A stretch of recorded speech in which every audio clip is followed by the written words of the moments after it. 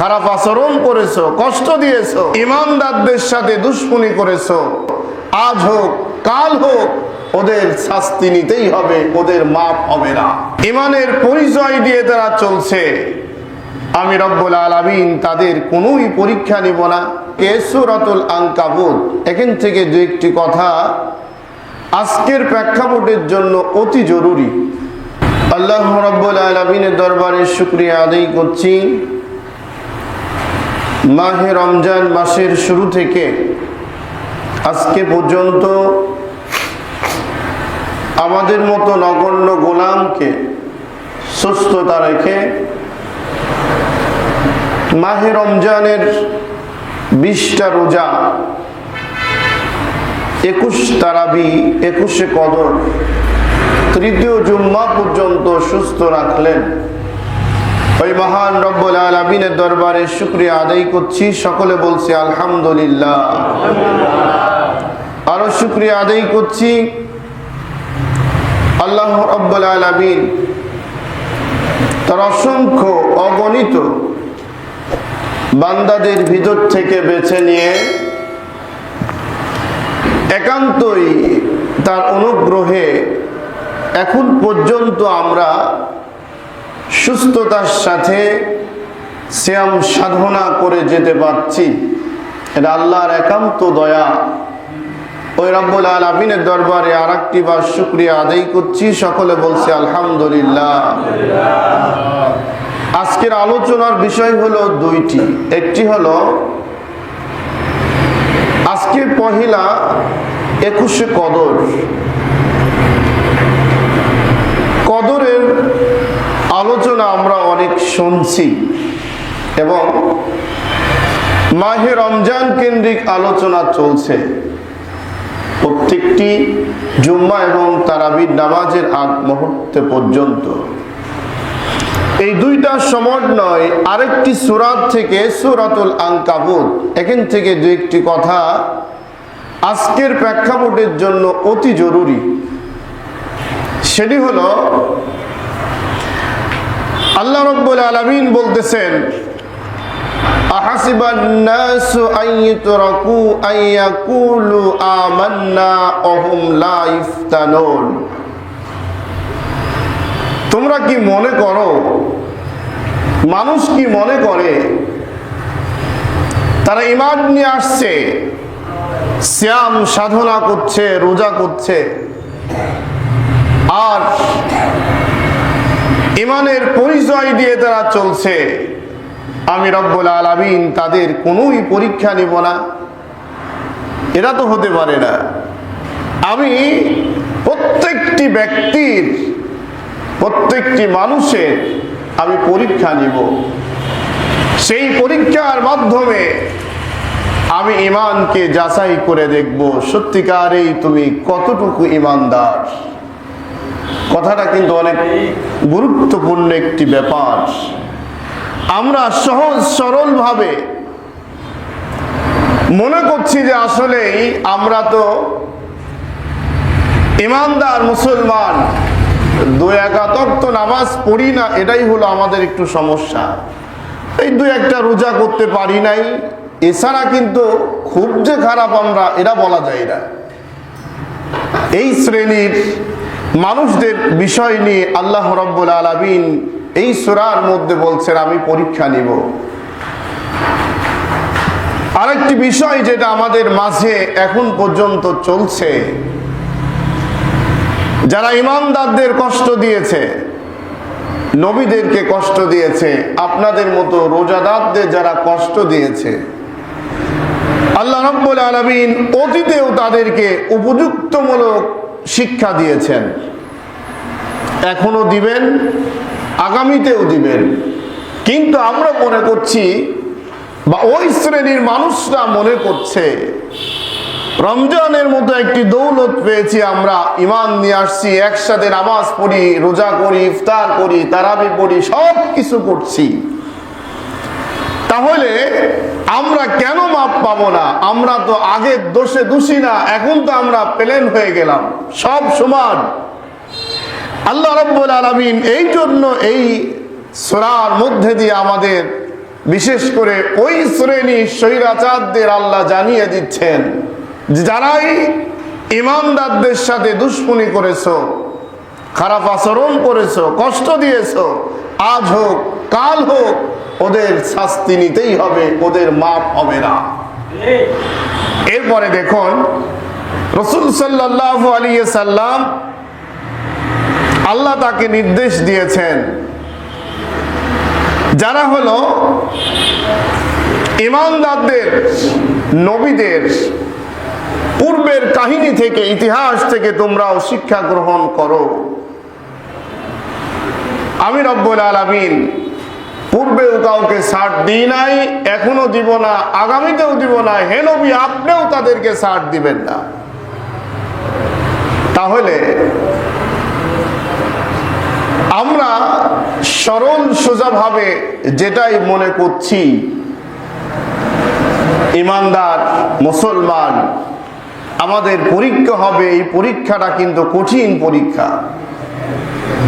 সেই পরীক্ষাতে আমাকে আপনাকে টিকে থাকতে হবে মাঠে, দিন প্রতিষ্ঠিত করার লক্ষ্যে, দিন কায়েমের লক্ষ্যে।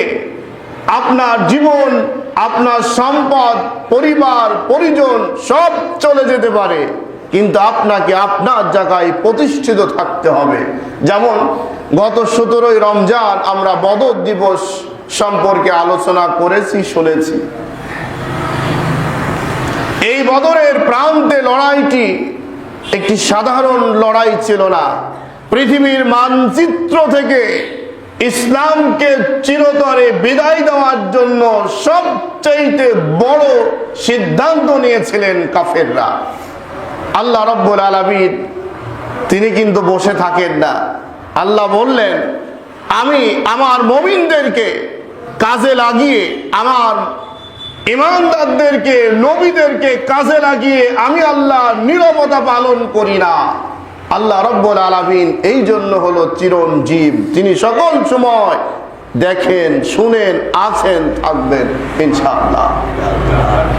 এই আল্লাহ রাব্বুল আলামিন বললেন, বদরের প্রান্তে যখন একদিকে মানুষগুলা হলো ইসলাম গ্রহণ করতেই বংশ ছাড়া লাগছে, দেশ ছাড়া লাগছে, গোত্র ছাড়া লাগছে, যেমনটি স্বৈরাচারদের আমলে ইসলামে যারা কথা বলতেন, যারা দাওয়াত দিতেন, আহ্বান করতেন, পরিচিত মানুষগুলাকে ঘর ছাড়া করছিল, এলাকা ছাড়া করছিল, জঙ্গলে ঘুমাতো, বিভিন্ন জায়গায় এমনভাবে রাত কাটাতো, ওই এলাকার মনে হচ্ছে যেন পশু পাখি শুনলেও ওই পশু পাখিগুলার আওয়াজ শুনে স্বৈরাচাররা চিরুনি অভিযান চালাইতো। এই অবস্থার মধ্যে তারা কিন্তু সময় কাটিয়েছে। এমন প্রেক্ষাপটের মধ্যে আল্লাহ রাব্বুল আলামিন বদরের প্রান্তের লড়াইটা দিয়ে প্রমাণ করতে চালেন, এটা যদি ছাড় দেওয়া হয় তাহলে আল্লাহর যেই ইশারা, আল্লাহর যে ভূমিকা, এটা থাকে না। আপনি মিলান সব দেখেন, পৃথিবীর সমস্ত স্বৈরাচারদের আচরণ আর ঈমানদারদের সাথে যেই আচরণ করছে তারা, ঈমানদারদের অবস্থান একদম মিলে যায়। বদরের প্রান্তের এই সিদ্ধান্তে নবীজি অর্ডার করতে হিমশিম খাচ্ছেন। মাত্র 313 জন।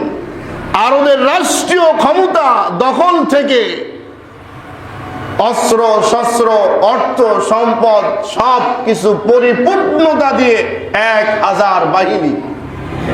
অস্ত্রের সামনে দাঁড়ানোটা যে কত কঠিন, বৈষম্য ছাত্র আন্দোলনের মধ্যে যারা ছিলেন তারা জানেন।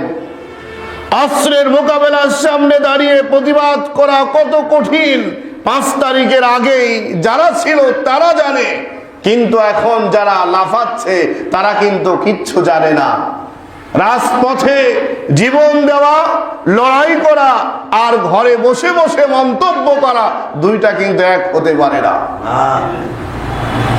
আল্লাহ রাব্বুল আলামিন এই জন্য বললেন, আহাসিবতুম আইয়ুতরাকু আহাসিবান নাসু আইয়ুতরাকু أن يقولوا آمنا وهم لا يفتنون।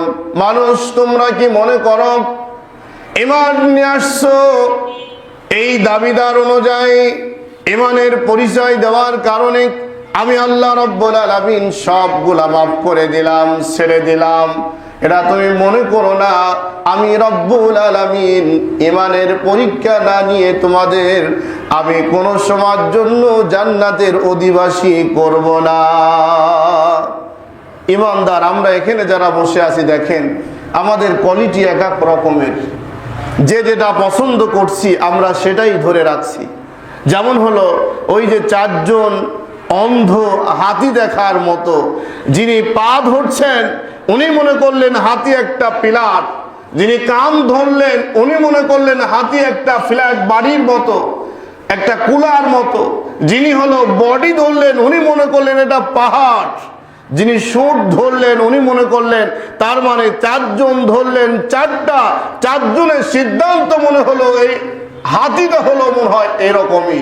আসলে কি মন হাতি ওরকম বলেন? আসলে হাতি ওরকম নয়।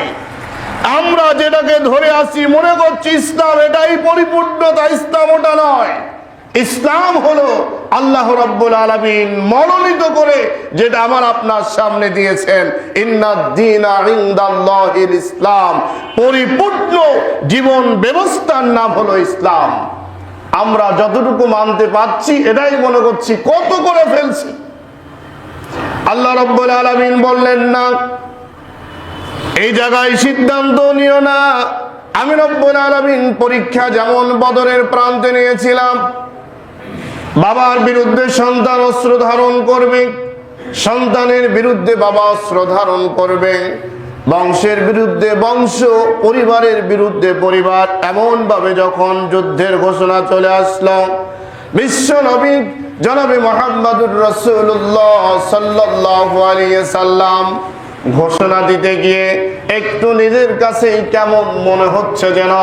সাহাবীরা ভিতর থেকে বললেন, ইয়া রাসূলুল্লাহ, ইয়া হাবিবাল্লাহ, আপনি ঘোষণা দেন, আমরা বনি ইসরাইলের লোকদের মতো বলবো না তোমার আল্লাহ তুমি যুদ্ধ করো গা, আমরা করব না, এমন কথা আমরা বলবো না। আমরা ততক্ষণ পর্যন্ত যুদ্ধে লেগে থাকবো যতক্ষণ পর্যন্ত নিঃশ্বাস ঢুকে আর বের হয়। আপনি ঘোষণা দেন। নবীজি সাহস জুগালেন, ঘোষণা দিলেন। আমার ভাইরা, আমরা স্বৈরাচারদের আমলে দেখেছি একের পর এক যত কার্যক্রমের ঘোষণা আসছে, অনেক দায়িত্বশীল ব্যক্তিবর্গ বলছে তোমরাই করো, দেখি আমরা কি হয়। তারা মাঠে ময়দানে কাজ করে নাই, কাজ না করে ঘরে বসে বিভিন্ন জায়গায় আদাত করে বিভিন্ন সমন্বয় ঘটিয়ে তারা জীবন যাত্রা পরিচালনা করে এখন অনেকেই মনে করছে আমি ছাড়া এই দেশ চলতে পারে না। ওই দিনকে বদরের প্রান্তের লড়াই দিয়ে ইসলামকে প্রমাণ করছিল স্বয়ং রব্বুল আলামিন ঈমানদারদের সাথে আছে, থাকবে, আগামীতেও ঈমানদারদের সাহায্য করার জন্য আল্লাহ যথেষ্ট আছে। ঠিক না বলেন? আল্লাহ যথেষ্ট। শর্ত হলো কি? আমরা যে ঈমানদার আমাদের পরীক্ষা দিতে হবে। এই পরীক্ষাটা হলো বিভিন্ন পর্যায় হতে পারে। এখনো আমার মতো অনেক হুজুররা, অনেক রোজাদাররা, অনেক ইসলামী পরিচয় দেওয়া ব্যক্তিরা স্বৈরাচারদের সাথে আদাত করে এখনো তাদের ছাপা গায়ে যাচ্ছে। অথচ আল্লাহ নিষেধ করছেন, নবীদের সাথে যারা দুশ্মনী করেছে, ইসলামের সাথে যারা দুশ্মনী করেছে, ঈমানদারদের সাথে যারা দুশ্মনী করেছে, তাদের কোনো প্রকার ছাড় দেওয়া হবে না। এই দুনিয়াতেও হবে না, কাল কিয়ামতের ময়দানেও হবে না। আপনাকে ছাড় দেওয়ার আছে না? এরকম কিছু ভালো মানুষ দেখেন কি চমৎকার। এই জন্য আল্লাহ রাব্বুল আলামিন বলতেছেন, আমি পরীক্ষা ছাড়া তোমাদের ছেড়ে দেব না। আমি একে পরীক্ষা দিব, ঈমানের পরীক্ষা দাও। আল্লাহ রাব্বুল আলামিন আর এক জায়গায় বলেন, শাহরু রমাদানাল্লাযী উনজিলা ফীহিল কুরআন হুদাল লিন-নাসি ওয়া বায়্যিনাতিম মিনাল হুদা ওয়াল ফুরকান। আল্লাহ রাব্বুল আলামিন রমজান মাসে কোরআন কারীম নাজিল করার মূল কারণ হলো 11 মাসের মধ্যে অনেক পরিপূর্ণ ইবাদত আল্লাহ রাব্বুল আলামিনের কাছে মনোনীত গ্রহণযোগ্য সবচাইতে বেশি হলো রোজা। আল্লাহ রাব্বুল আলামিন রোজাকে ফরজ করে দিলেন। রোজার একটা মর্তবা রয়েছে। অপরদিকে রোজার মাসে আজকে রাত্রি থেকে শুরু হচ্ছে কদরের রজনী, 21শে কদর। এই কদরের আল্লাহ রাব্বুল আলামিন একটা মর্তবা দিয়েছেন, মর্যাদা দিয়েছেন। অপরদিকে কোরআনে কারীম নাজিল করে আমার আপনার মতো এই জাতীয় মানুষগুলাকে যদি আপনি এখন একজনকে দায়িত্ব দিলাম, আপনি গেটে ঢোকার সময় পরিচয় নেন, পরিচয় দিয়ে মসজিদে ঢোকান। মনে করুন 300 মুসল্লি আসলেন, একজন একজন করে পরিচয় দিয়ে আর মসজিদে ঢুকে সামনে যা, পিছনে যা, ডানে যা, বামে যা, এরকম পরিচয় নিতে লাগলো। এই পরিচয় নিয়ে যদি ঢুকাতে চায় তাহলে এখন কোন রকম আজকে মুসল্লি আসবে মসজিদে, বাহিরে যাওয়ার পরে যিনি পরিচয় নিলেন ওনার কি অস্তিত্ব ভালো রাখবে বলেন? তুমি কত ভালো মুসল্লি, তুমি, তোমার চিনি না আমি, তোমার বংশ চিনি না, নানান রকম কথাবার্তা বলে এবার ওনাকে এলাকায় থাকা দুষ্কার। সর্বশেষ হবে মুষ্টি বন্ধ, চাঁদা বন্ধ, সব বন্ধ, তোর মসজিদে তুই থাক। বিপদে পড়ে যাবে। আল্লাহ রাব্বুল আলামিন বললেন বিপদে যেন তুমি না পড়ো বান্দা। আমি সেই জন্য একটা মাপকাঠি, একটা কিতাব, একটি দাঁড়িপাল্লা, একটি যাচাই করার জন্য আমি একটা ম্যাগনেট দিয়ে দিলাম। আমি দিলাম কি? ফুরকান দিয়ে দিলাম। কোরআনের একটি নাম হলো ফুরকান। ফুরকান শব্দের অর্থ হলো সত্য মিথ্যা পরিবর্তন করতে পারে, কোনটা সত্য, কোনটা মিথ্যা, কোনটা সঠিক, কোনটা বেসঠিক, এটাকে যাচাই করার জন্য সবচাইতে বড় হাতিয়ার যেটা, তার নাম হলো ফুরকান। আল্লাহ রাব্বুল আলামিন এবার বললেন এই রমজান মাসে কোরআনে কারীম নাজিল করে দিয়ে আমি এখন তোমাকে যাচাই করতে যাচ্ছি। আমি বান্দা, এখন তুমি চিন্তা করো, সেহরি খাওয়ার পর থেকে শুরু করে ইফতার পর্যন্ত তুমি যে পানাহার বন্ধ রেখেছিলে, তুমি যে সমস্ত খাওয়া দাওয়া বন্ধ করে রোজা করলে, আমি আল্লাহর নৈকট্য লাভ করতে চেয়েছো, খুশি করতে চেয়েছো। এবার তোমার বাস্তব জীবনে তুমি মিলাও। তুমি যখন রোজা থাকা অবস্থায় পানি পান করলে যদি আল্লাহ দেখতে পায়, যদি কোনো কিছু পানাহার করলে আল্লাহ দেখতে পায়, আবার যদি রোজা অবস্থায় কোনো সময় শুকনা হোক, ভিজা হোক, যে খাবারই হোক না কেন তুমি যদি গ্রহণ করো আল্লাহ দেখতে পাই। রমজান মাস পার হওয়ার পরে ওই আল্লাহ রাব্বুল আলামিন কি তোমাকে দেখতে পাই না? রমজান মাসে দেখতে পায়, আর বাকি সময়কে আল্লাহ দেখতে পায় না। এরা শিক্ষা নাও, এই রোজা শিক্ষা নিয়ে বাকি 11টা মাস আবার আগামী রমজান পর্যন্ত যেন বান্দা তুমি চলতে পারো, ট্রেনিং দিয়ে শিক্ষা গ্রহণ করে যেন তুমি আগামী জীবন পরিচালনা করতে পারো। সেই জন্য বান্দা আমি তোমাকে সিয়াম দান করেছি। ভাইরা, রোজার মাসে রোজা থেকেও মিথ্যা কথা বলি না, বাদ দিই নাই। মিথ্যা কথা বলা, হিংসা বাদ দিই নাই, পরনিন্দা বাদ দিই নাই, গীবত বাদ দিই নাই। রোজা অবস্থায় এখন পর্যন্ত আমাদের চরিত্র পরিবর্তন করতে পারি নাই। তাহলে রোজার থেকে কি শিক্ষা গ্রহণ করব? আর ফুরকান দিয়েছেন আল্লাহ রাব্বুল আলামিন আমাদের মাপকাঠি, আমাদের পরিবর্তন করার জন্য, হক এবং বাতিলকে পার্থক্য করার জন্য। এখন পর্যন্ত পার্থক্য দূরের কথা, আমাদের স্বার্থের কারণে আমরা সব এক বানাই ফেলছি। সত্যরা বলেন, এই যে এক বানালাম, এক বানিয়ে আপনি ইমানের দাবিদার হচ্ছেন, ইমানের পরিচয় দিচ্ছেন, অথচ আল্লাহর ফয়সালা এখনো আসে নাই। ফয়সালা তো দিবেন আল্লাহ, সিদ্ধান্ত দিবেন আল্লাহ। ওই আল্লাহ সিদ্ধান্ত আসার আগ দিয়ে আমার আপনার এই জাতীয় রোজাদার যারা, তাদের শিক্ষা গ্রহণ করা দরকার। কারণ মৃত্যু নিশ্চিত, কার মৃত্যু কখন চলে আসবে। দেখুন আমরা এক একজন এক একটা দল করি, এক একটা নেতা মেনে চলি, অনুসরণ করে চলি। আলহামদুলিল্লাহ ভালো। এই ফুরকান বাদে যদি আমার জীবন পরিচালনা হয়, কোরআনের বহির্ভূত যদি আমার জীবন চলে, আপনি শিক্ষা নেন।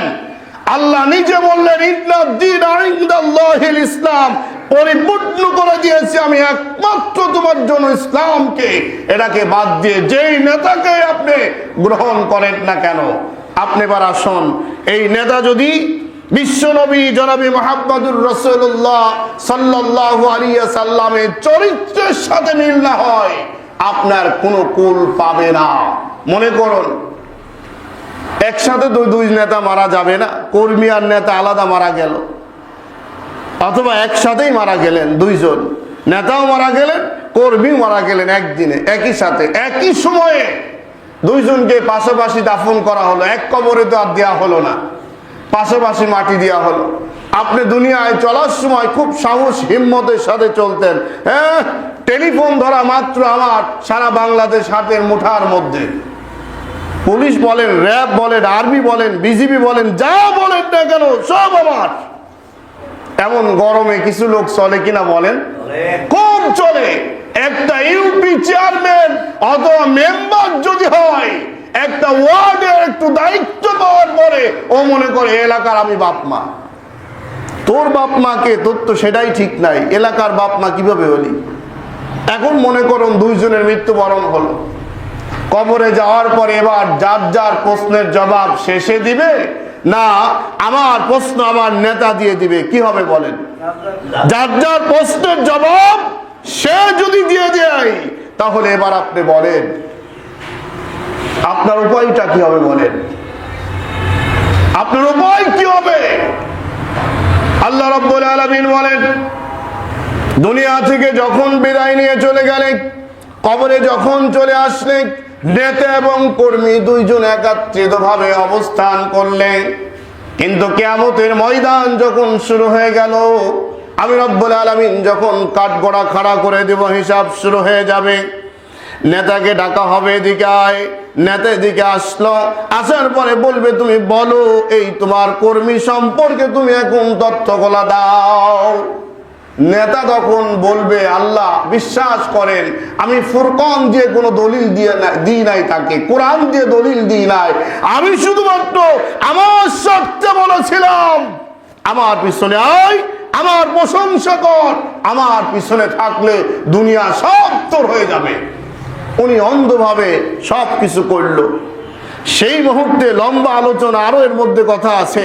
কর্মী তখন ঠাসকি লেগে যাবে। কর্মী বলবে কয় কি, কি কয়? কর্মীও চিনবে না, নেতাও চিনবে না। এরপরে দুইজনের সামনে কি হচ্ছে এখন?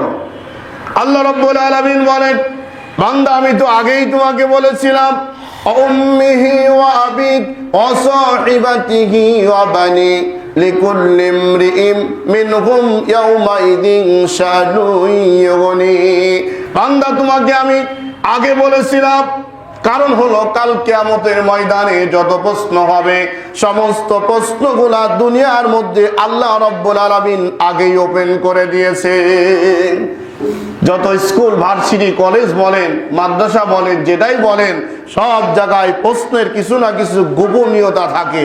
আর একমাত্র আল্লাহর প্রশ্নের কোনো গোপনীয়তা নাই, সব ওপেন। আল্লাহ সব ওপেন করে দিয়েছেন। কেন? ওই জায়গায় কোনো পার্সেন্টই চলবে না। ওখানে এককভাবে আলাইসাল্লাহু বিআহকামিল হাকিমিন, আল্লাহ বসে যাবেন কাঠগড়ায়, কোনো সুযোগ নাই।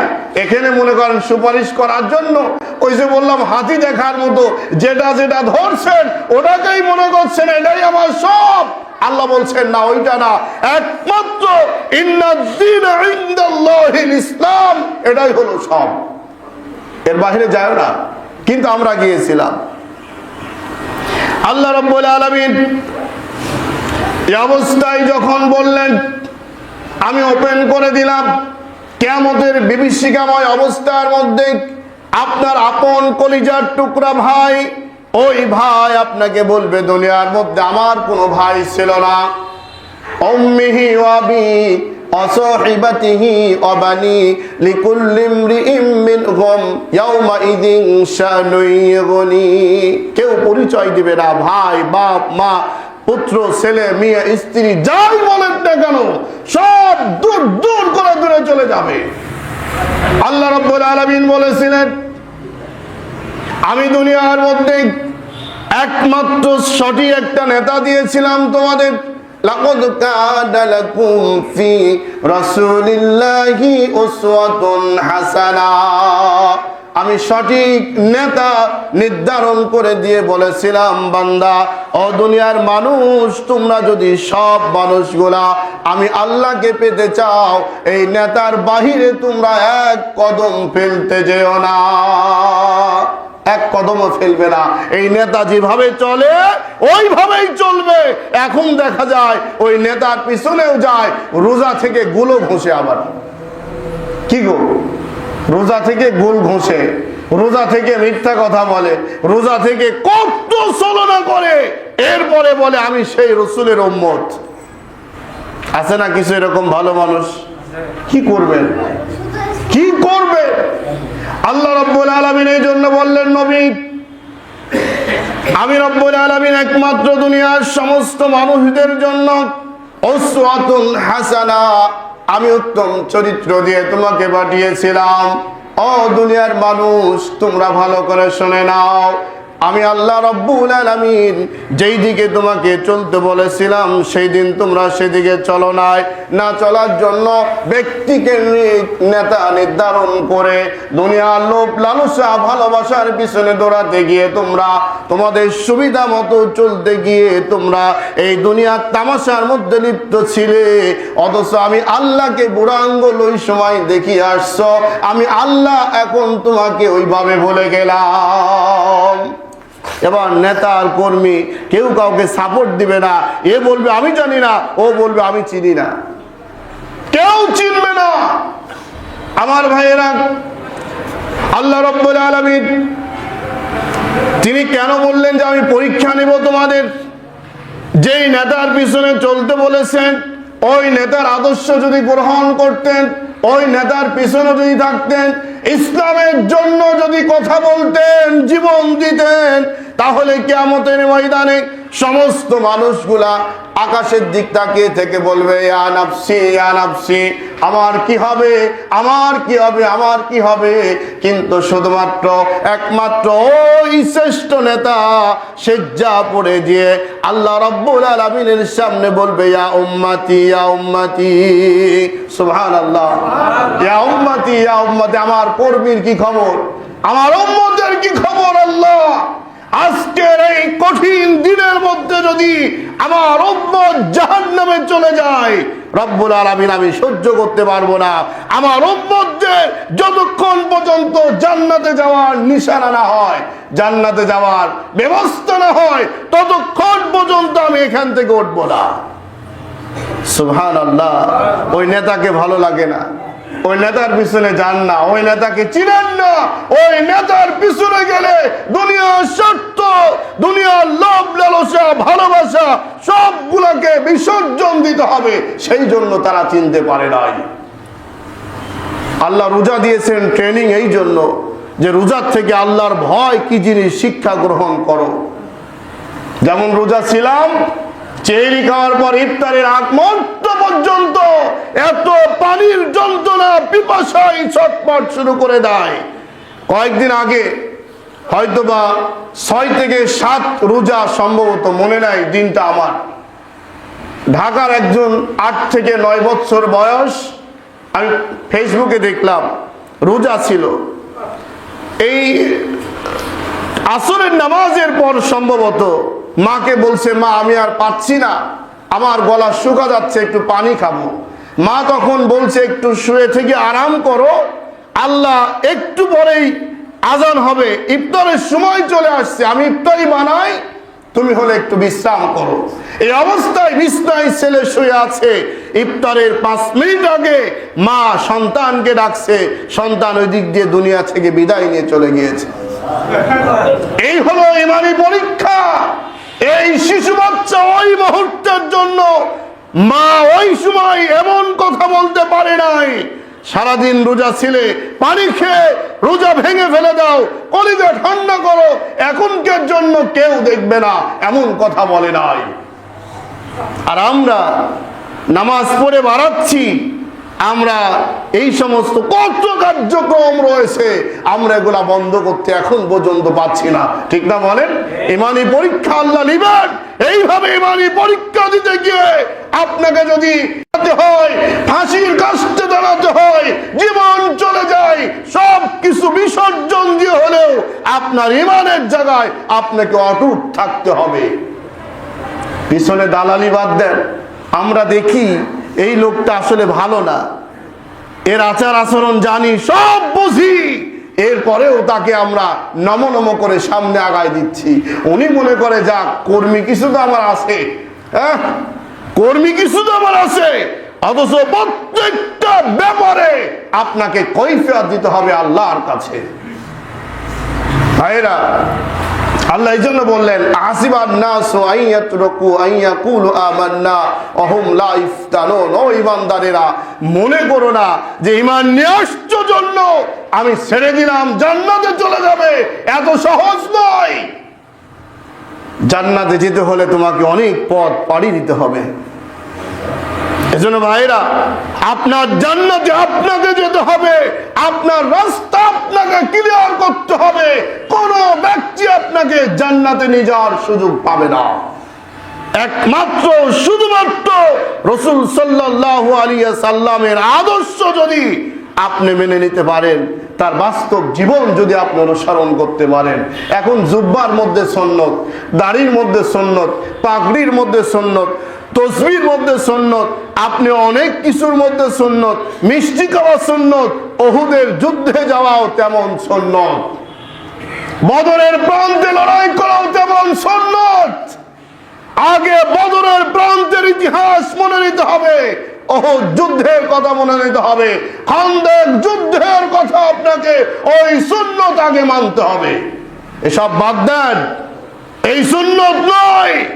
আগে বদরের প্রান্তে লড়াই হয়ে ইসলাম থাকবে কি থাকবে না এই সিদ্ধান্ত হয়েছিল। সেই দিন 313 জন লেগেছিল কাফেরদের বিরুদ্ধে।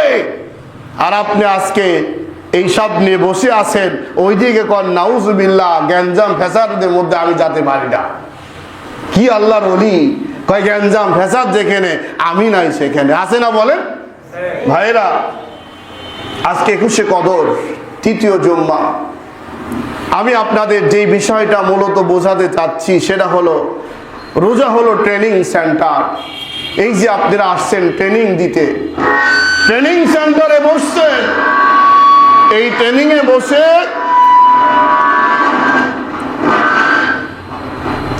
এ বসে আমাকে আপনাকে একমাত্র আল্লাহ পাওয়ার লক্ষ্যে কাজ করতে হবে আমাদের। সেটা মনে করুন কিভাবে আমরা কাজ করছি না, কোনটা হুজুর বলেন? আমরা কোনোটাই করতে পারছি না। আপনি কি করেন? আমার দ্বারাও হচ্ছে না। সেমন আবারও বলি, সারাদিন রোজা থেকে ইফতারির সামনে নিয়ে এত পাঁইতারা কেন করেন? খান না? ইফতার নাড়াচাড়া করেন, খান না? আজান হোক, এরপরেও মনে হয় না আজান হলো কিনা ভালো করে খেয়াল করে দেখি, করে কিনা বলেন? আগে খাবো না কেন?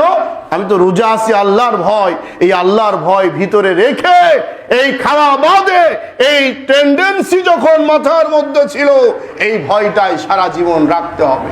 এর নাম হলো ট্রেনিং, এর নাম হলো ভয়। রোজা নাই, রোজা শেষ, নামাজ শেষ, রোজা শেষ, কোরআন শেষ, রোজা শেষ, সব শেষ। এরকম করা যাবে না। এজন্য আসুন আমরা পবিত্র এই 21শে কদরের রজনী থেকে, তৃতীয় জুম্মা থেকে শিক্ষা নিই, আমরা যেন আল্লাহ রাব্বুল আলামিনের পরিপূর্ণ জবাবদিহিমূলক আমাদের জীবনটাকে বাঁচার টাকা দেয়, জাহান্নামের আগুন থেকে বাঁচার ভয়ে কারো গোলামি না করে একমাত্র গোলামি আল্লাহর জন্য হতে হবে।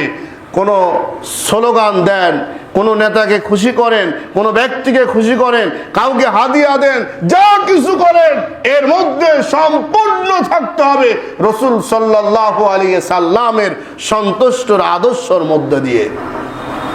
আল্লাহ যেন আমাদের তৌফিক দান করে, বলেন আমিন।